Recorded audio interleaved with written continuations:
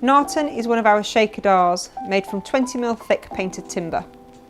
Whilst the Norton would work well in a traditional kitchen, its clean lines and flush joints lend itself to a contemporary aesthetic. This display has been done with a striking colourway, with a white contrasting against the heritage green base and tall units.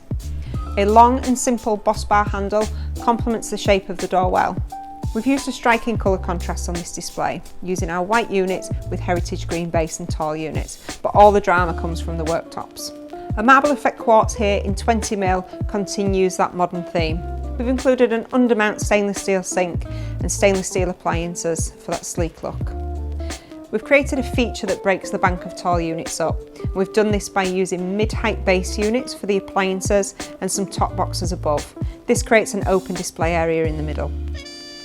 Another area of visual interest is on the wall units. We've used top boxes but created an open display section using painted end panels.